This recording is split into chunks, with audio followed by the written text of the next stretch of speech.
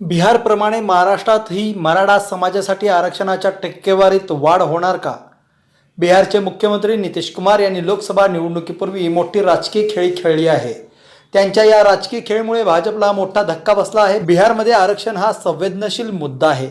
त्यामुळे त्या राज्यातील वाढती जातीय लोकसंख्या पाहता बिहारमधील आरक्षणाची व्याप्ती 75% वाढवण्यास मंत्रिमंडळाकडून मंजुरी देण्यात आलेली आहे.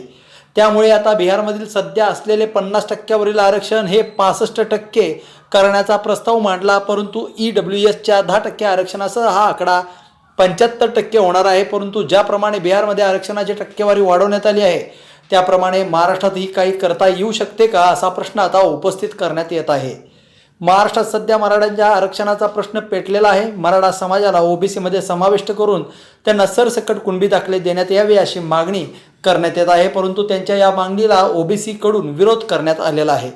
कायदेशीर त्रुटी दूर करून मराठा समाजाला स्वतंत्र आरक्षण देण्यात यावे असे ओबीसी नेत्यांकडून सांगण्यात येत आहे. परंतु आम्हाला ओबीसीमध्येच समाविष्ट करून घ्या अशी एक प्रकारची जिद्दच मराठा समाजाकडून करण्यात येत आहे. राज्यात जातीय जनगणना करण्यात यावी अशी मागणी देखील आता ओबीसी आणि मराठा समाजाकडून करण्यात येत आहे. राज्य सरकारने जातीय जनगणनेबाबत सकारात्मक भूमिका घेतली आहे. जातीय जनगणना केली तर त्यामुळे प्रत्येक जातीची आकडेवारी समोर येईल. ज्यानंतर याबाबतची शिफारस राज्य सरकारला केंद्राकडे करावी लागली. त्यानंतर केंद्राकडून जातीय निहाय मागासलेपण, शैक्षणिक आणि सामाजिक बाबी तपासून पुढील निर्णय घेण्यात येईल.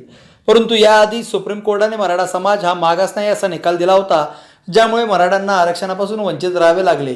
परंतु मराठा समाजातील मोठा वर्ग हा मागास आहे असे मराठा आंदोलक मनोज जरांगे पाटील यांच्याकडून सांगण्यात आलं आहे. ज्यामुळे आता पुन्हा गायकवाड आयोगाकडून याबाबतचा अहवाल तयार करण्यात येत आहे. मराठा समाजाला वेगळे आरक्षण देण्यासाठी कायदेशीर बाबी समजून त्यातील त्रुटी दूर कराव्या लागतील.